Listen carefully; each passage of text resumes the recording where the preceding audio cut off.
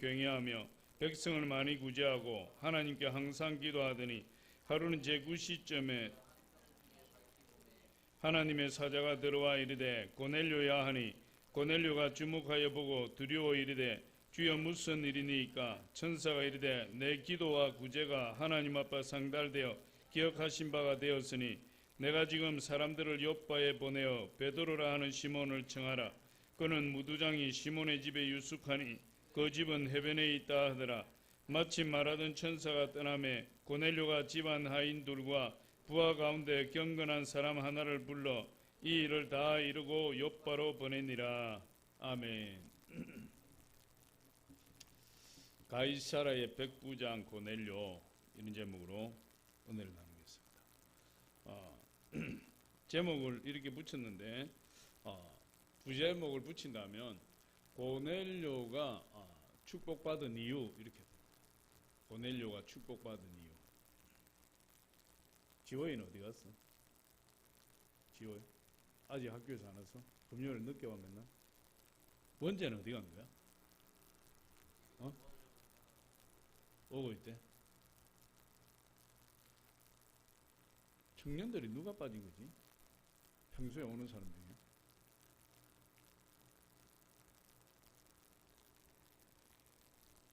금요일 날 와서 기도해야 됩니다. 할렐루야. 금요일 날도 기도 안 하면 언제 기도합니까? 언제? 금요일 날 기도해야 겨우 우리 믿음 유지할 수 있다. 겨우 믿음의 불꽃, 기도의 불꽃을 꺼트리지 않을 정도다. 할렐루야. 안 그러면 여러분 3일만 기도 안 하고 3일만 말씀 안 읽으면 하나님이 보이지도 않아요. 하나님이 안 보인다니까? 하나님이 안 믿어진다니까? 하나님 없는 것처럼 느껴진다니까? 3일만 말씀 안 읽고 기도 안 하면? 그만큼 세상이 강력해요. 그래서 우리가 금요일이라도 기도해야 돼요. 물론 새벽 예배 하시는 분들은 아주 훌륭하죠. 새벽 예배 꾸준히 하시니까. 근데 새벽 예배를 안 하고 금요 예배, 수요 예배를 안 나온다. 문제가 있는 거예요. 신앙에 문제가 생깁니다. 그렇게 하다 보면 썬데이 크리스찬으로 돌아가요. 썬데이 크리스찬으로 돌아가다 보면 썬데이 크리스찬, 넌 큰 썬데이 크리스찬이 돼요. 넌 큰 썬데이 크리스찬. 제 영어가 맞는지 모르겠는데. 넌. 할렐루야? 설이 맞아? 모르지? 썬데이 크리스찬도 안 된다 이 말이에요. 천야 예배 안 나오면 썬데이 크리스찬도 안 돼요. 그렇게 간다 이 말이에요. 그렇게. 왜? 사단이 그렇게 유혹하니까. 할렐루야? 그래서 우리 교회는 좌우지간 천야 예배는 무조건 나와야 돼. 무조건 나와서 1시간 부르짖어야 돼. 그래야 겨우 믿음의 불씨를 유지할 수 있다. 저는 오늘 가이사라의 백부장 고넬료, 이런 제목으로 잠시 은혜를 나누도록 하겠습니다. 고넬료는 이방인이죠. 이탈리아 사람이고, 이탈리아 그때 당시에 로마 군대의 백부장으로서 이 가이사라가 로마 군대 총독부가 있고, 가이사라에서 파견되어서 이스라엘을 통치하는, 질서를 유지하는 그런 군대의 백부장으로서 이탈리아에 와 있어요. 고넬료의 관사는 가이사라에 있습니다. 가이사라. 우리 가면은 이제 제일 우리가 7월달에 이제 성지순례 가면 제일 먼저 가는 곳이 가이사라예요. 공항에서 딱 내리면 가이사라예요. 칠판이 없어서 내가. 가이사라 아까 내 사진 보여줬는데. 그래서 이 가이사라 저 사람 누구야? 저기가 가이사라예요. 가이사라인데 항구입니다. 헤롯 대왕이 기원전 BC 22년부터 약 12년간에 걸쳐서 그리스 아테네에 필적할 만한 항구 도시를 만들겠다 하고 12년 동안 바다를 메꾸면서 만드는 그 항구가 가이사라예요. 그래서 이 가이사라는 이름도 당시에 로마 황제였던 아우구스투스 카이사르라는 이름을 따서 그 황제에게 헌정한다 이래서 가이사라를 붙였어요, 이름을. 그래서 우리가 이 텔아비브 공항에 내리면 바로 저 가이사라 항구로 갑니다. 한 40분 정도 달리면 가이사라 항구에 가서 가이사라에서 그때 당시에 대단했던 전부 대리석으로 되어 있어요. 대리석으로 기둥들 다 씌우고 왕궁을 만들고 그리고 그 로마의 원형 경기장 히포드롬이라는 원형 경기장이 지금 그대로 발굴되어 있어요. 그런데 그곳에 지금도 이스라엘에서는 때가 되면 공연을 한다는 거예요. 저기가 이제 원형 경기장이에요. 저 사람 또 누구 가는 데마다 다 와 있어. 이상하네.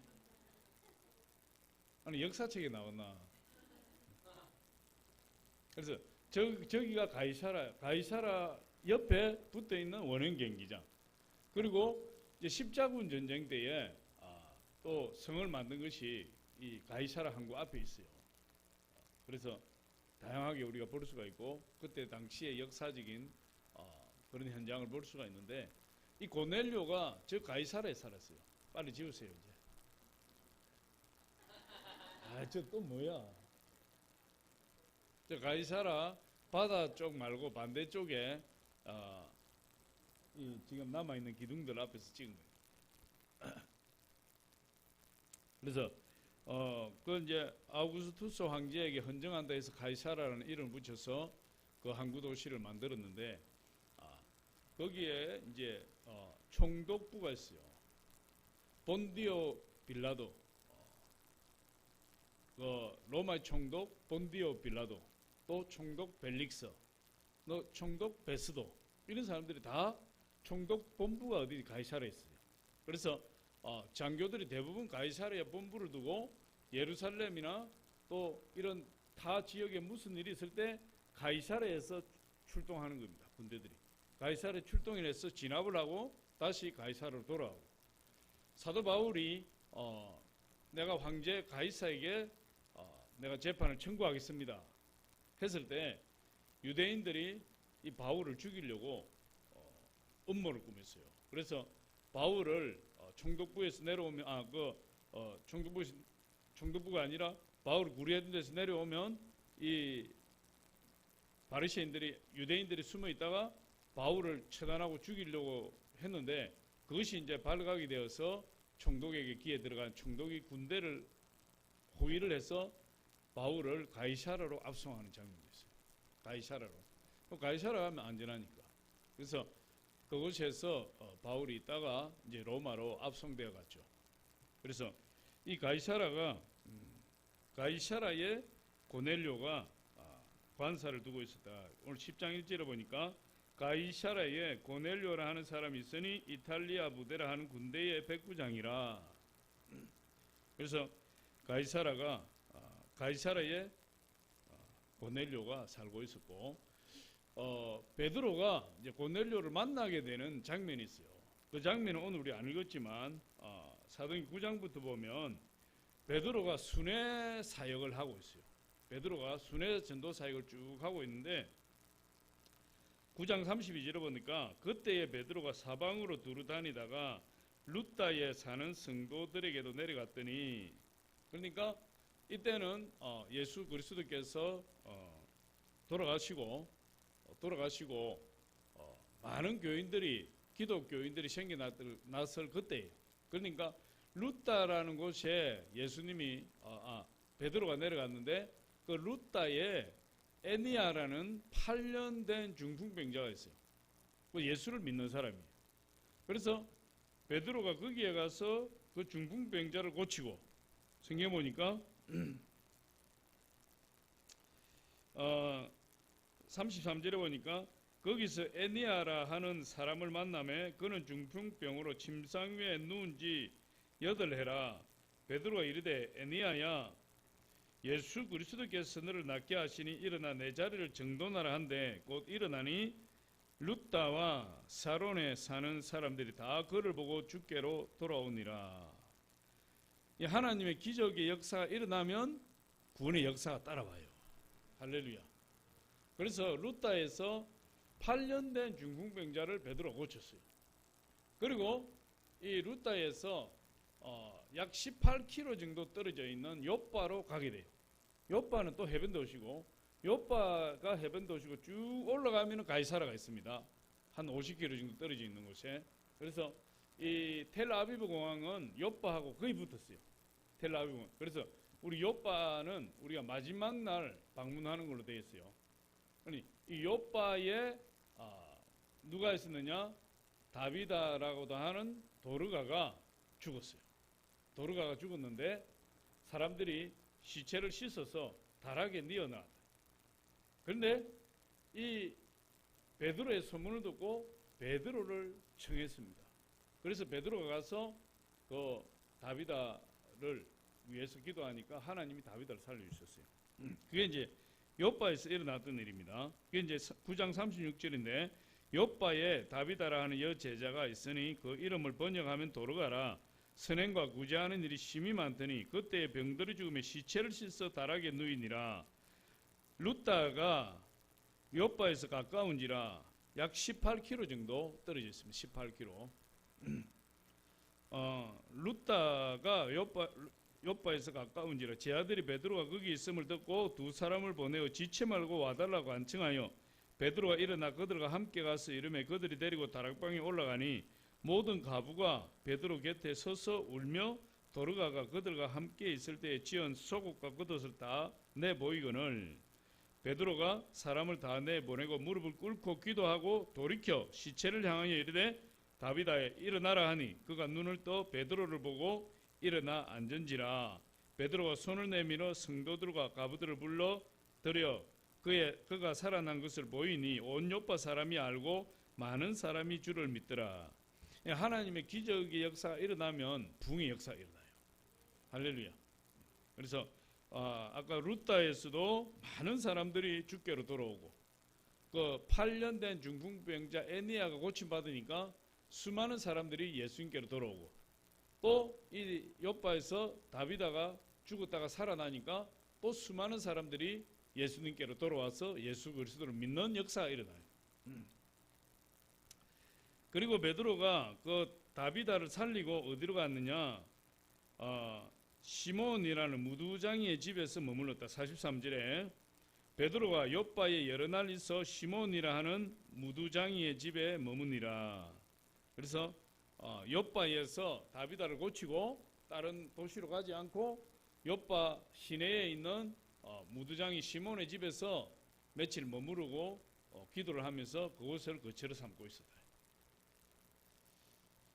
그러니까 참 이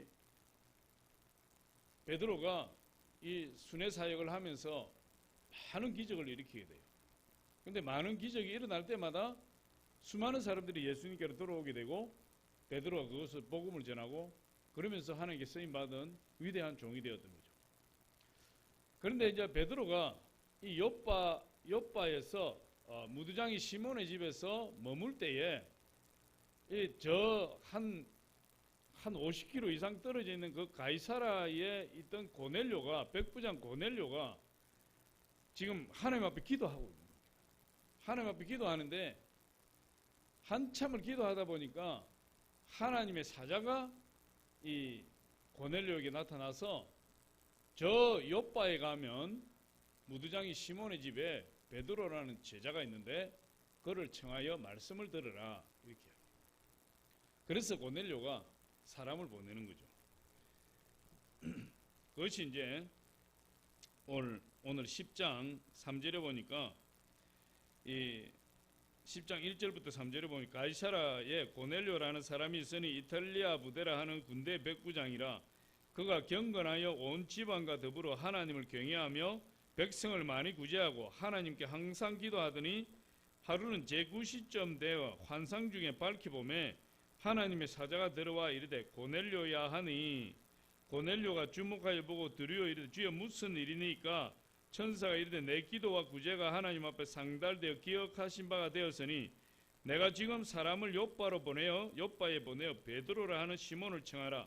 그는 무두장이 시몬의 집에 유숙하니 그 집은 해변에 있다 하더라.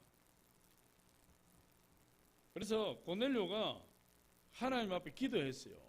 그런데 고넬료가 평소에 어떤 사람이냐?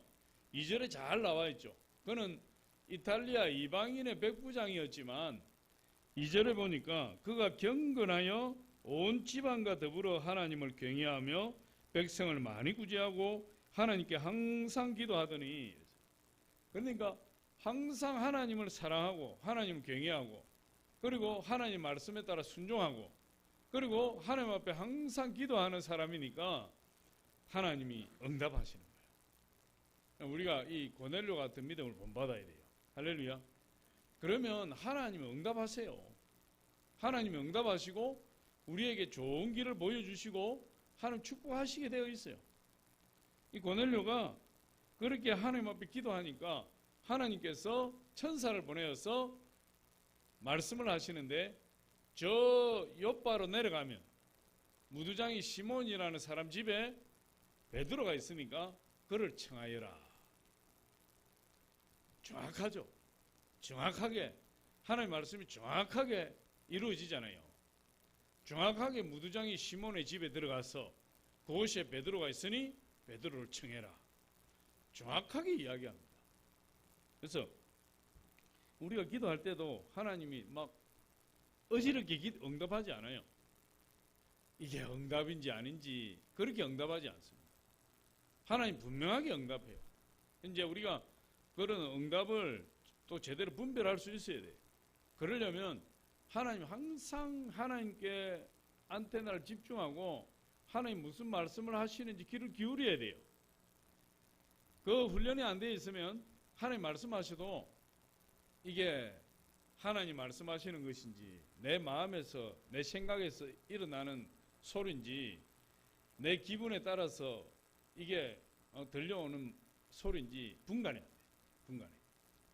근데 고넬료는 보니까 항상 기도, 하나님을 경외하고 온 집안이 예수를 믿고 항상 기도했다. 항상. 그러니까 하나님께서 응답을 주시는데 그 응답을 받자마자 베드로가 의심합니까? 이게 혹시 내 마음의 소리가 아니야? 이게 혹시 내가 잘못 들은 거 아니야? 이런 의심한다는 말이 한마디도 없어요. 바로 천사가 말한 것처럼 사람을 보내어서 베드로에게 보냈다. 어떻게 그런 확신이 생기는 거죠? 항상 기도하니까. 할렐루야. 항상 기도하면 하나님이 응답을 알아요. 저와 여러분 그렇게 되시기를 예수 이름으로 축복합니다. 그래서 이 베드로가 이제 무두장이 시몬의 집에서 12시가 되어서 12시 기도 시간에 무두장이 시몬의 집 지붕에 올라가서 기도합니다.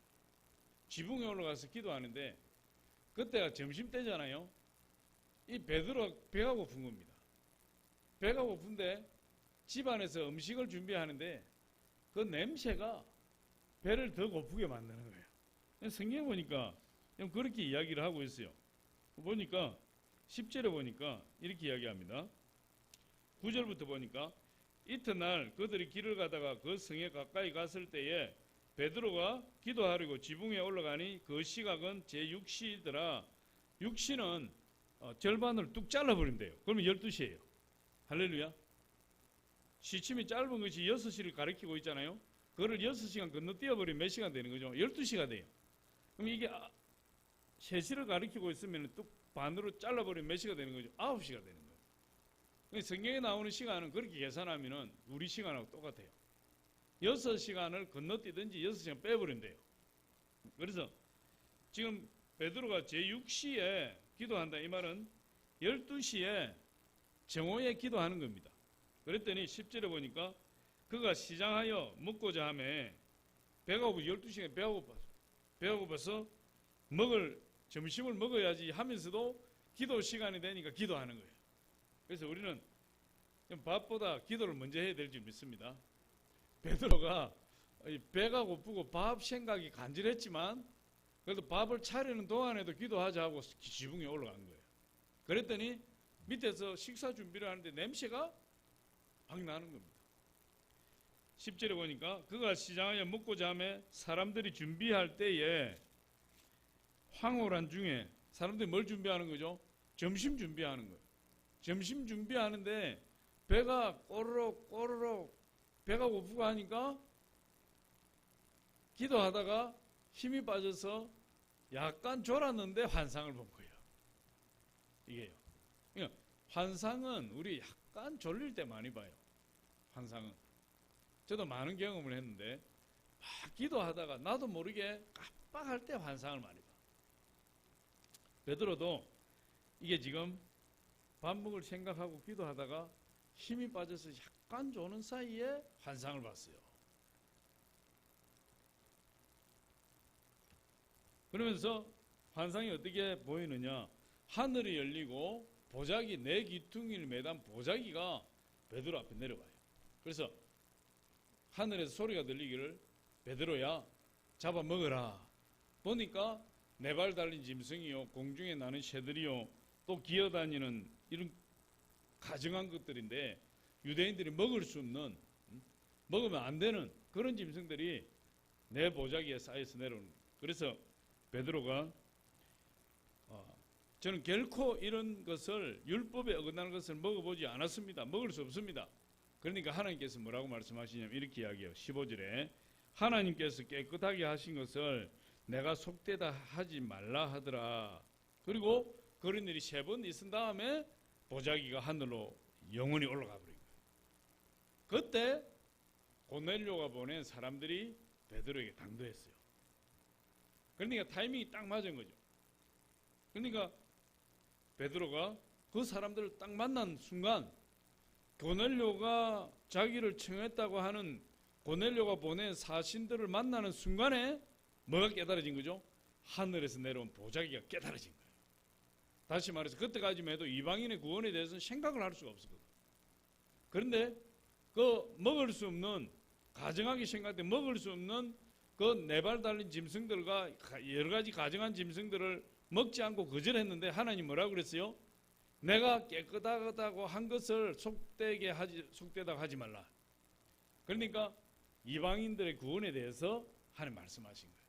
그때 고넬료가 보낸 사람들을 딱 만나게 되니까 베드로가 깨닫게 된 것이 하나님께서 이런 가증하게 여겼던 더럽게 여겼던 이 짐승과 같은 이방인들을 하나님이 구원하시려고 하는 뜻이구나 하는 걸 깨달았어요. 참 놀라운 일이죠. 그러면서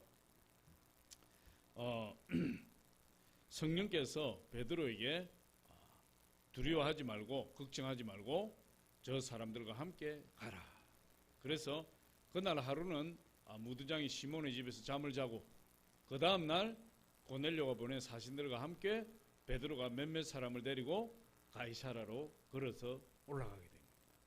그래서 그곳에서 베드로가 고넬료를 만나게 되고 그 집안에서 말씀을 전가하게 되고 그 집안이 고넬료 집안이 하나님 축복을 받고 다 이방인들이 처음으로 성령을 받게 되고 그곳에 방언의 은사를 받게 되고 하나님께 쓰임 받는 그런 고넬료 가정이 된 겁니다.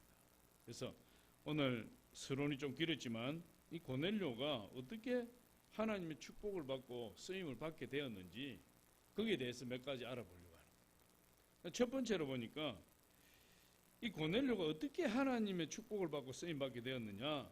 이 고넬료가 첫 번째로 인격적으로 하나님 만났다는 거예요. 인격적으로. 할렐루야.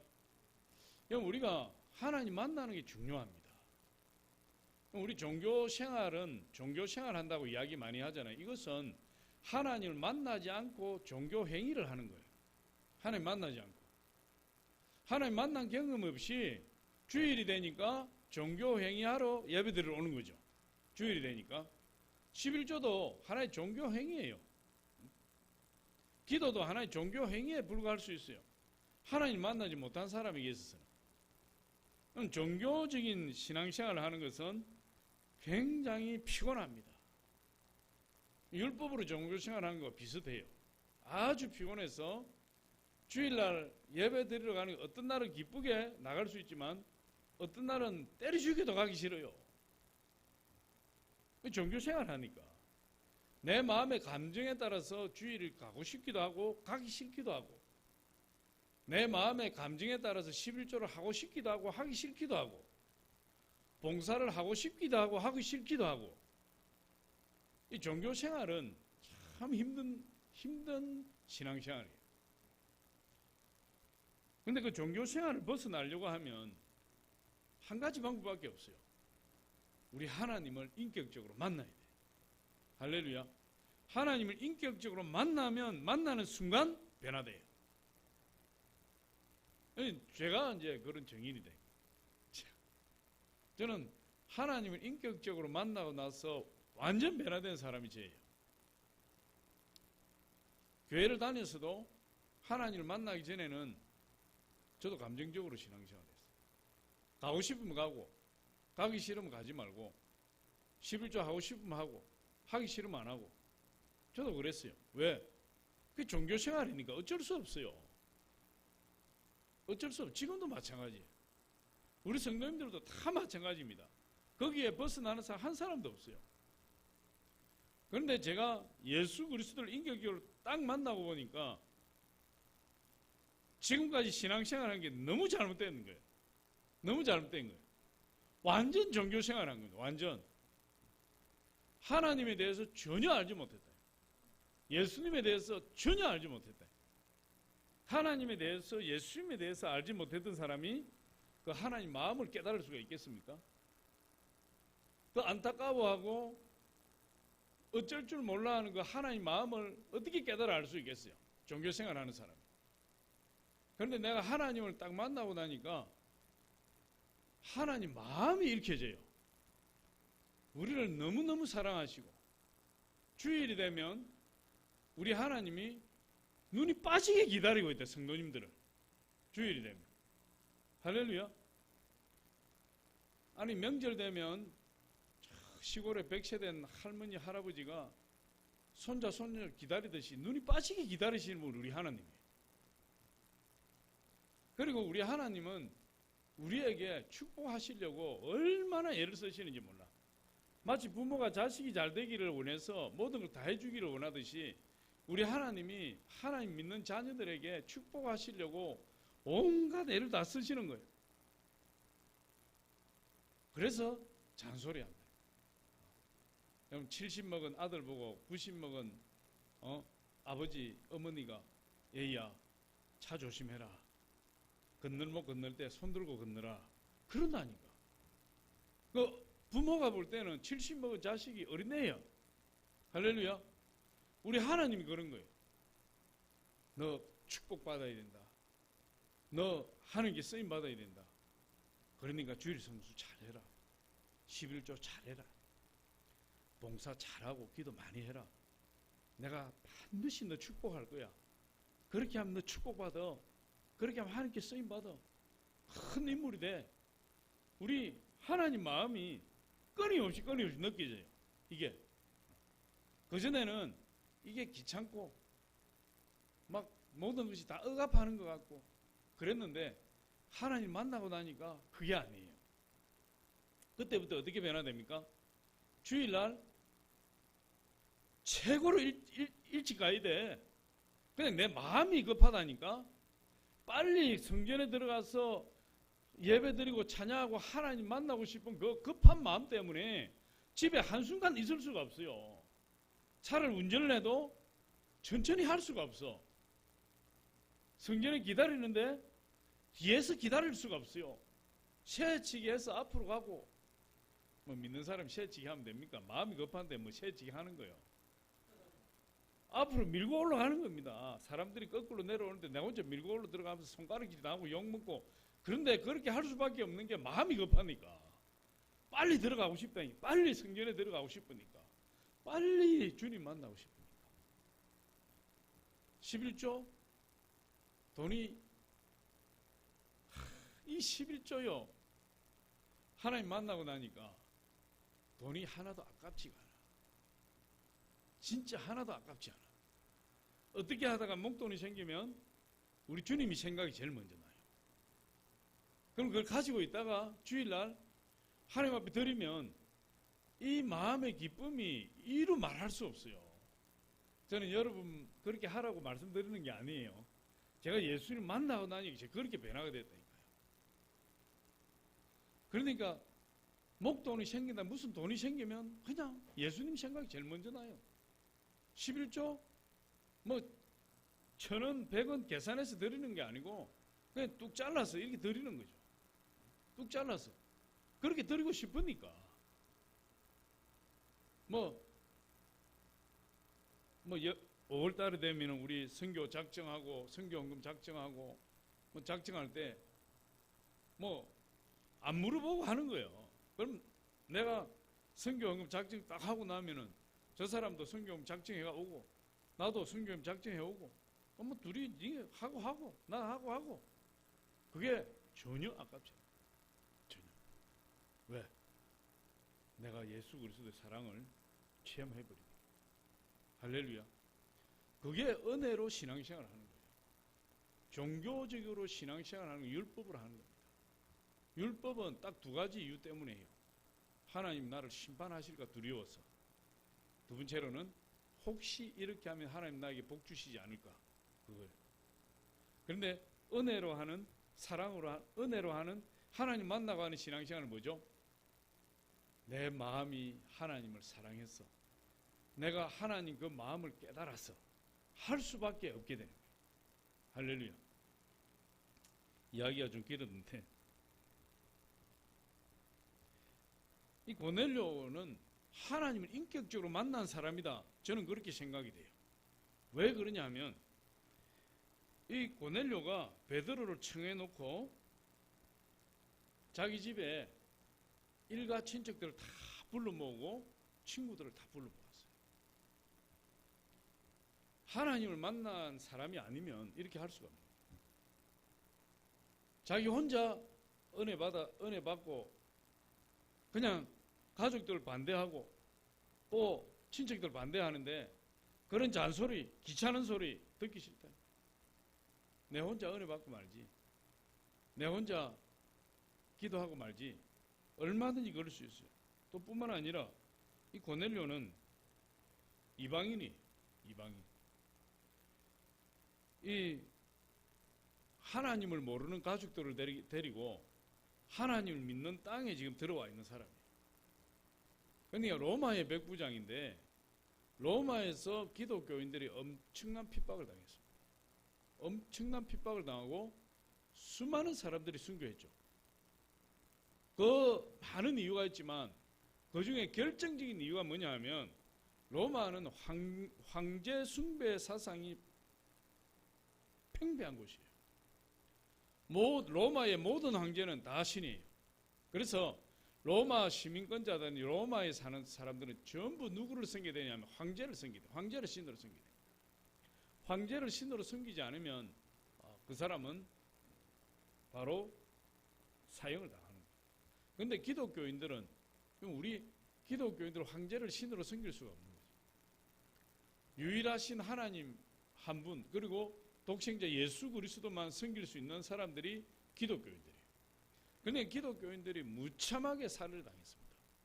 콜로세움 경기장에서 사자의 짐승들의 밥이 되고 로마 거리에서 공개 처형을 당하고 그리고 왕궁을 밝히는 횃불이 기름을 뒤집어 쓰고 불을 태워서 그 왕궁을 밝히는 횃불로 쓰임받고 그런 엄청난 박해를 당했어요. 그런데 그게 왜 그렇습니까?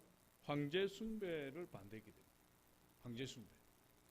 근데 이 고넬료가 그런 곳에서 살은 사람이에요. 그런 로마 시민권자예요. 고넬료가. 그런데도 불구하고 이 고넬료가 이스라엘에 들어와서 하나님을 믿게 되었다. 그리고 하나님을 간절히 사모해서 베드로를 청했는데 그만 예수를 믿고 그 혼자만 핍박을 당하려는 것이 아니라 그가 만난 예수 그리스도를 수많은 사람들에게 전하고 싶은 마음이 뜨거운 거예요. 그래서 자기 혼자만 기다리는 것이 아니라 자기 가족들, 일가 친척들, 친구들 다 자기 집에 모은 겁니다. 다 자기 집에 모으니까 이 고넬료의 믿음은 단순한 믿음이 아니에요.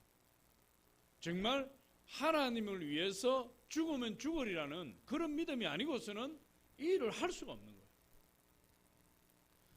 근데 그런 사실들을 볼 때 이 고넬료라는 사람은 이방인이지만 하나님을 인격적으로 만난 사람이다. 이렇게 볼 수 있어요. 또 사실이 그렇고. 그러니까 이 고넬료가 어떤 연유를 해서 예수님을 알게 됐어요. 그리고 예수를 믿었어요. 그리고는 그 위험한 예수를 자기 가족들에게 전도해서 가족들을 다 믿었어요. 그리고 이제 친척들을 다 초청하고 친구들까지 다 초청했어요. 그러니까 이 고넬료가 대단한 사람이에요. 자기가 예수를 인격적으로 만나지 못했다면 감히 그렇게 할 수가 없는 거예요. 그런 위험을 감수할 수가 없는 거예요. 그래서 오늘 2절에 다시 보면 그렇게 이야기하고 있습니다. 고넬료가 어떤 믿음을 가진 사람인지 그가 경건하여 온 집안과 더불어 하나님을 경외하며 백성을 많이 구제하고 하나님께 항상 기도하더니,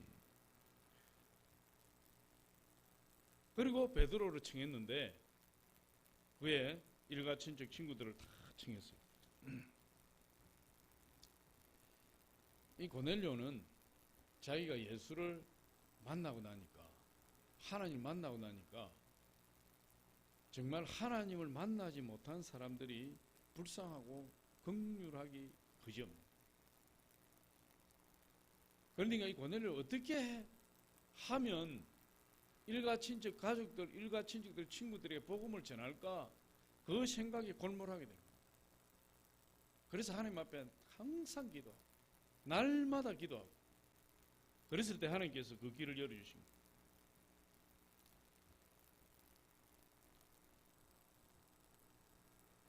우리가 하나님을 만난 경험이 있어야 능력 있게 전도할 수 있어요. 하나님 만난 경험이 있어요. 그렇지 않으면 전도를 한다 해도 그 전도가 힘들어요.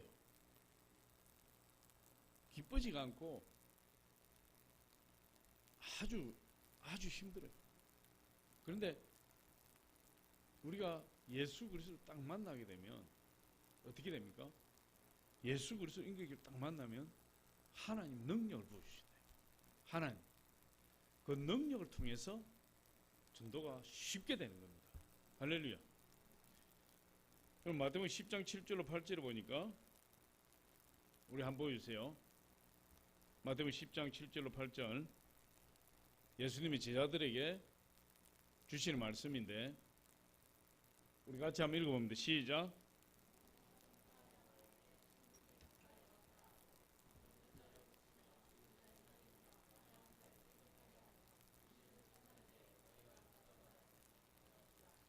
예수님이 제자들을 파송하시면서 뭐라고 이야기합니까? 가면서 전파하여 말하되 천국이 가까이 왔다 하고 병든 자를 고치고 죽은 자를 살리고 나병한 자를 깨끗하게 하며 귀신을 쫓아내되 너희가 거저 받았으니 거저 주어라. 예수 그리스도를 인격적으로 딱 만나고 나가서 전도를 하게 될 때 어떤 일이 일어납니까?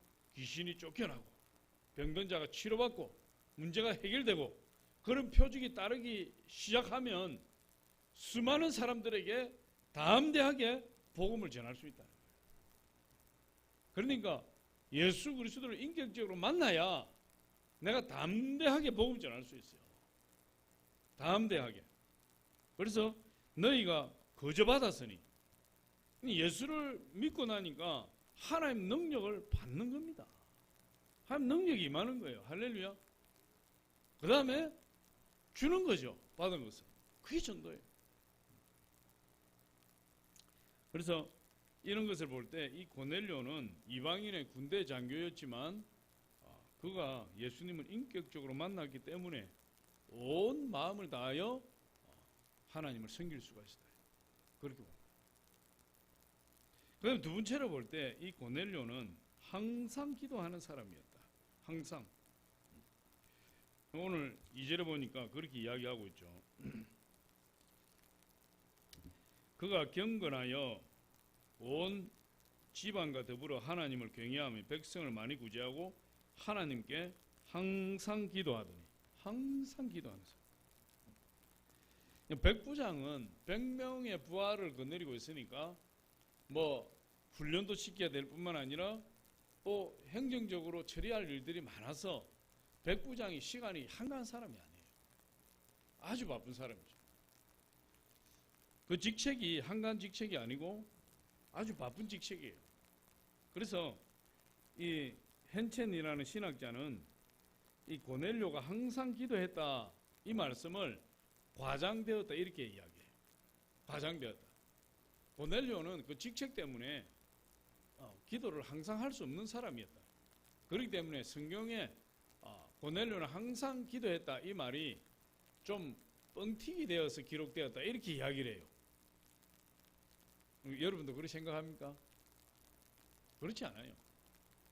고넬료가 시간이 없었어도 업무가 분주했어도 바빴어도 성경에 고넬료는 항상 기도하는 사람으로 기록되어 있어요. 그럼 고넬료 항상 기도한 거죠. 성경에 뭐 데살로니가서 5장 16절로 18절에 보니까 항상 기뻐하라, 쉬지 말고 기도하라, 범사에 감사하라, 이는 그리스도 예수 안에서 너희를 향하신 하나님 뜻이니라. 쉬지 말고 뭘 하라고요? 기도하라. 어떻게 쉬지 않고 기도할 수 있습니까? 그런데 할 수 있으니까 성경에 쉬지 말고 기도하라고 이야기하는 거죠. 그럼 고넬료가 업무가 많고 분주한 가운데서 어떻게 항상 기도할 수 있었느냐? 기도했기 때문에 성경은 기도했다고 이야기하는 거죠. 근데 헨첸이라는 이 신학자는 너무 인간적으로 생각한 거죠. 너무 인간적으로 생각해서 고넬료가 그렇게 바쁘고 업무가 많은데 어떻게 항상 기도할 수가 있겠느냐? 이 말은 과장되었다. 이렇게 단정하고 그렇게 주장하는 겁니다. 그러나 이 고넬료는 항상 기도하는 사람이에요. 그런데 성경을 보니까 이 고넬료는 기도만 하는 사람이 아니라 기도하고 그 말씀에 순종하는 사람이었다. 할렐루야. 이 고넬료의 아주 좋은 신앙이에요. 그걸 어떻게 알 수 있느냐? 2절에 다시 보니까 그가 경건하여 온 지방과 더불어 하나님을 경외하며 백성을 많이 구제하고 하나님께 항상 기도하더니, 하나님께 항상 기도할 뿐만 아니라 뭘 했다는 거죠? 구제를 했다는 거예요. 구제. 성경에는 하나님 말씀을 주시고 나면 그 말씀에 순종하도록 해요. 그게 진짜 믿음이다.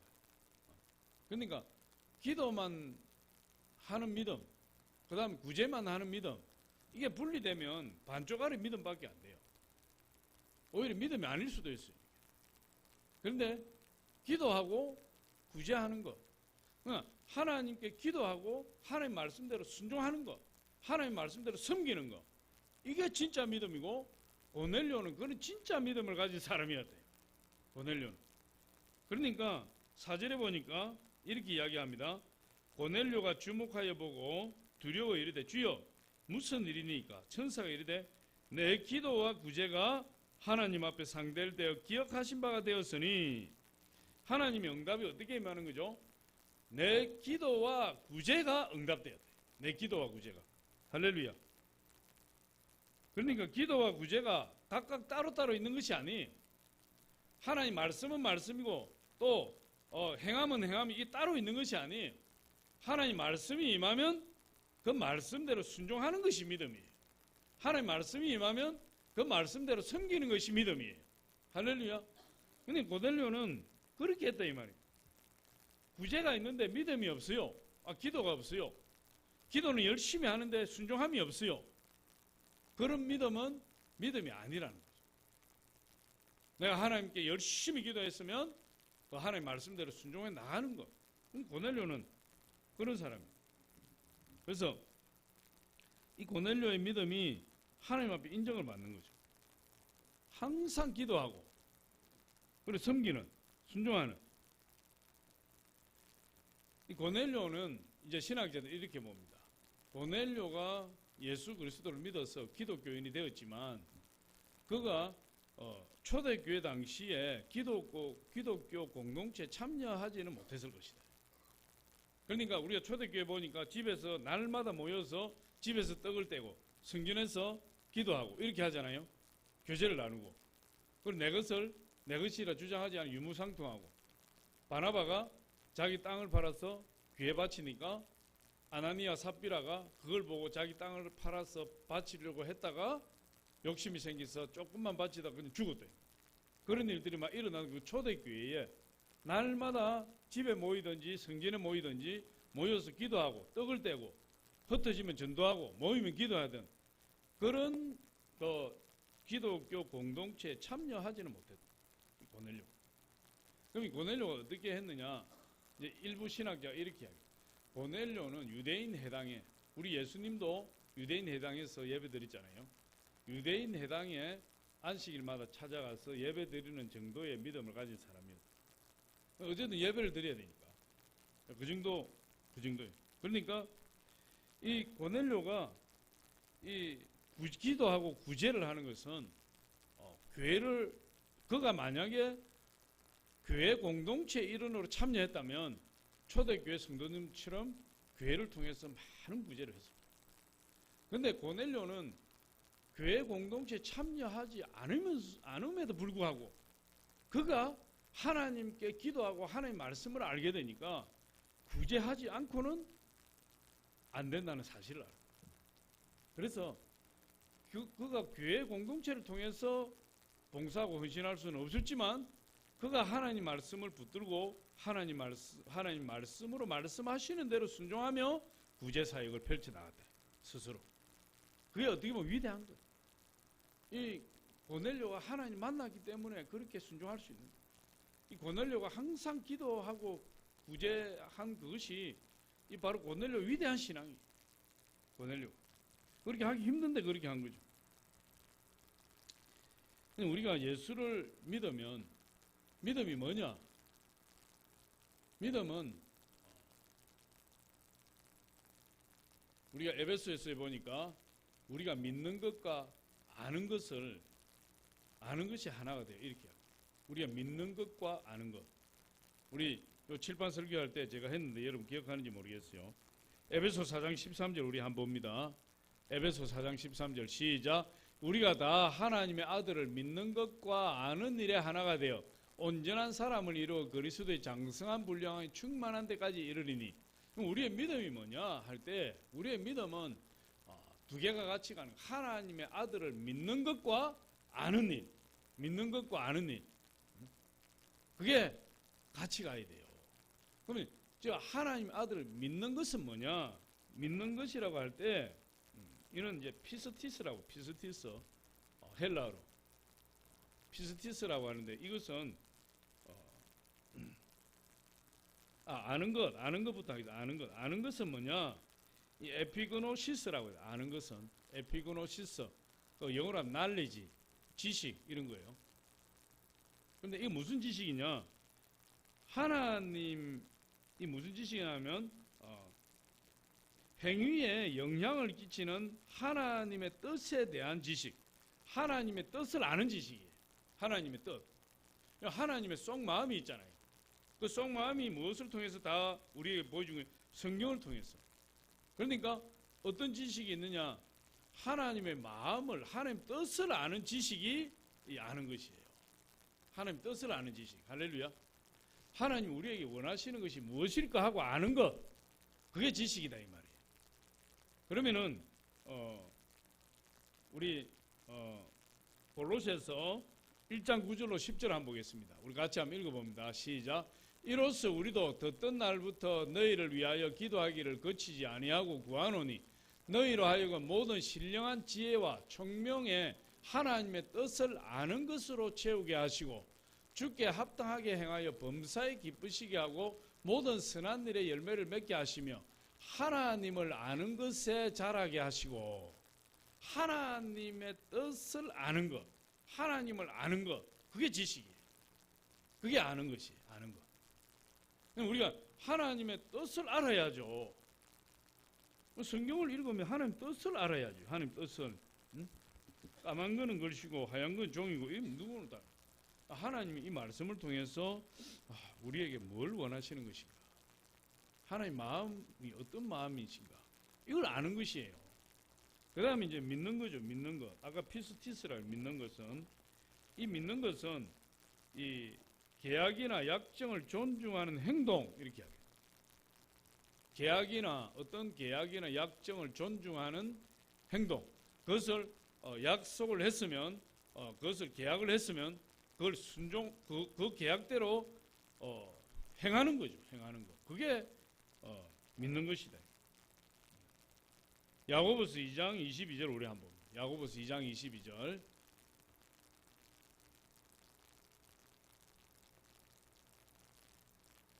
PPT 안 했구만. 같이 한번 읽어보면 시작. 내가 보거니와 믿음이 그의 행함과 함께 일하고 행함으로 믿음이 온전하게 되었느니라. 그러니까 이 그냥 아는 것으로 끝나는 게 아니고 믿음으로 행하는 것까지 가야 어떤 믿음이에요? 온전한 믿음이 된다 이 말이에요. 아는 것으로 끝나는, 지식으로 끝나는 것이 아니라 그 지식을 이행할 수 있는 행함까지 가야 온전한 믿음이 되는 거예요. 그걸 하나님 인정하시는 믿음이라니까. 그걸 할렐루야.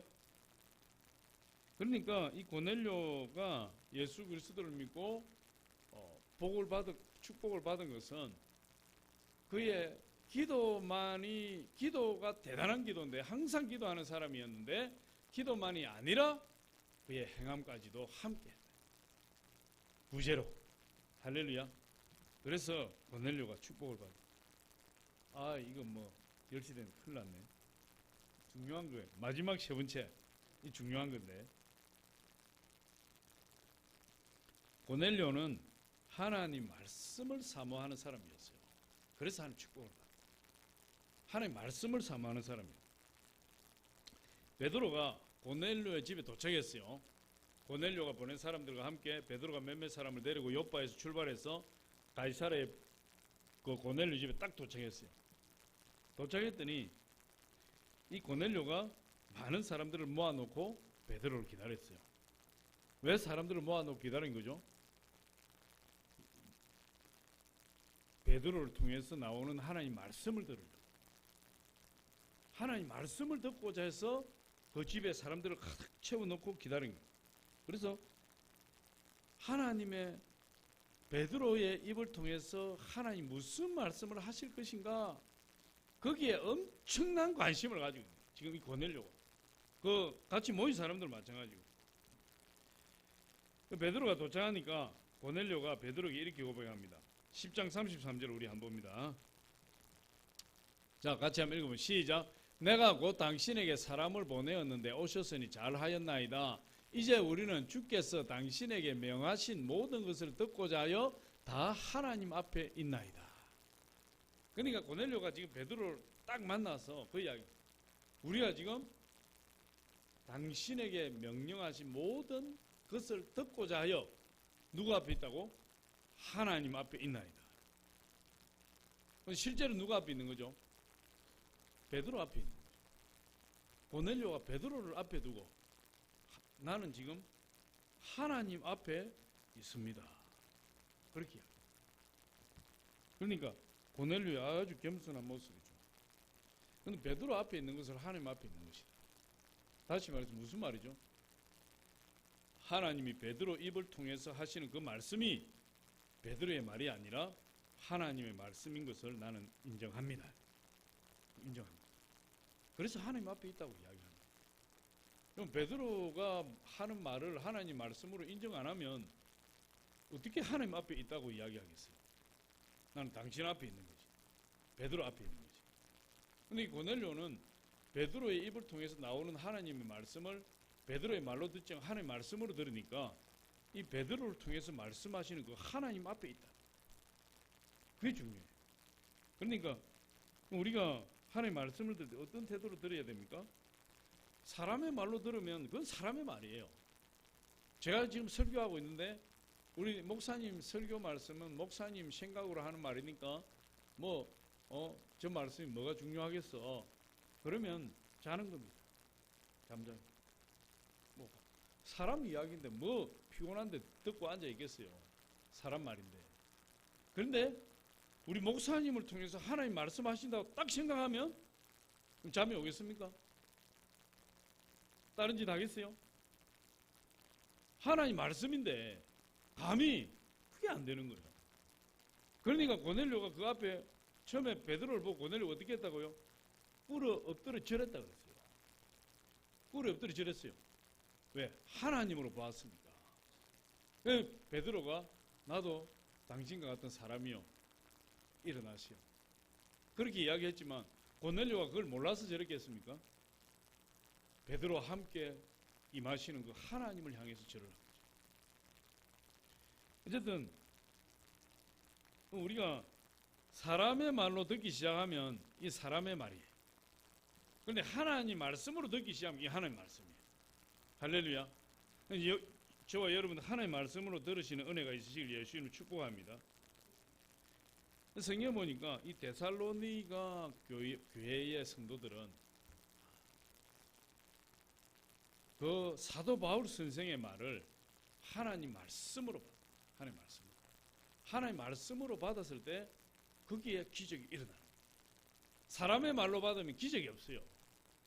똑같은 말이라도 어떤 사람은 사람의 말로 듣고 어떤 사람은 하나님의 말씀으로 받는데 똑같은 말씀이 선포되는데 사람의 말로 듣는 사람은 아무 기적이 일어나지 않아요.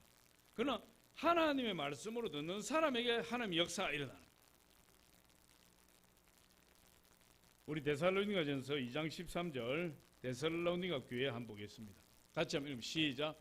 이러므로 우리가 하나님께 끊임없이 감사하면 너희가 우리에게 들은 바 하나님의 말씀을 받을 때에 사람의 말로 받지 아니하고 하나님의 말씀으로 받음이니 진실로 그러하도다. 이 말씀이 또한 너희 믿는 자 가운데서 역사하느니라. 어떤 때 역사하는 거죠? 하나님의 말씀을 하나님 말씀으로 받을 때 그 말씀이 하나님 말씀으로 받는 자 안에서 역사해버린다. 사람의 말로 들으면 기적도 일어나지도 않고 아무 변화가 없는 거예요. 아무 변화. 이 데살로니가 교회의 교인들이 대단했어요. 근데 이 데살로니가 교회보다 더 대단한 교회가 있었는데 그 베레아 교회예요. 베레아 성도들은 날마다 하나님의 말씀을 읽고 산 거예요. 사도행전 17장 11절로 12절 우리 같이 한번 시작. 온 땅에 뭐야? 아니 사도행전 17장이다니까. 출애굽기 17장은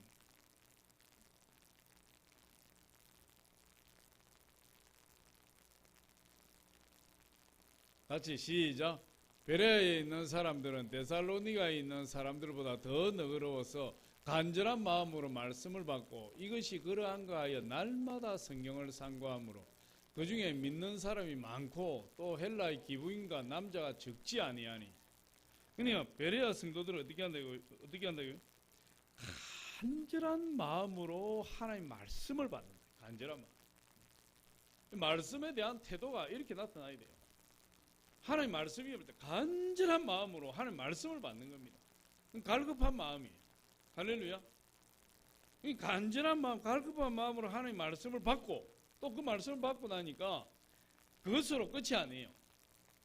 그 말씀이 진짜 막 성경을 찾아서 날마다 성경을 읽으면서 그 말씀 안에서 은혜를 받고 감동을 받고요. 그랬더니 어떤 일이 일어납니까? 교회 부흥이 확 일어나고. 그러니까 기부인과 남자가 적지 아니하나. 그러니까 많은 사람들이 하나님 말씀을 받으니까 많은 사람들이 하나님을 믿게 되고 또 이 헬라의 기부인, 그러니까 이 헬라의 기부인이라는 돈 많은 아니지 않으니까 예수 믿기 힘든 사람들, 그런 사람들도 수많은 사람들이 예수를 믿고 예수 그리스도께 나오더라. 그렇게 이 고넬료 백부장이 간절한 마음으로 하나님 말씀을 사모한 사람이에요. 그래서 베드로 앞에 엎드려서 절을 하게 되고 베드로의 입을 바라보고 눈에 불을 켜고 베드로의 입을 바라보고 뚫어지게 그 눈을 바라보고 있는 거예요. 말씀 떨어지게. 그러면서 간절한 마음으로 말씀에 집중했다. 그랬더니 말씀 듣는 중에 어떤 일이 일어났습니까? 그 집안에 불같은 성령이 그냥 쏟아져 버립니다. 불같은 성령.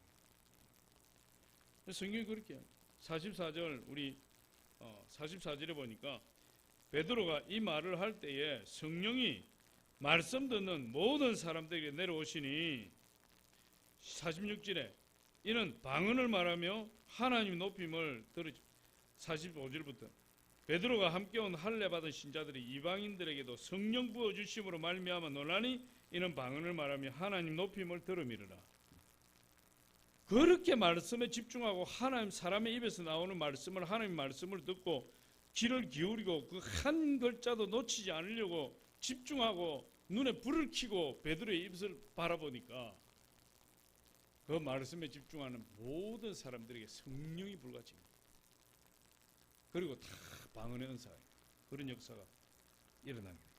그리고는 보니까 베드로가 고넬료와 그 집안에 모인 사람 다 데리고 와서 물로 세례를 줬다. 물로 세례를 줬다. 하나님 자녀 되어버렸다. 할렐루야. 그런 축복이 임하게 돼요. 그래서 고넬료가 하나님의 축복을 받은 이유를 보니 오늘 세 가지로 보니 인격적으로 하나님 만난 사람이었다.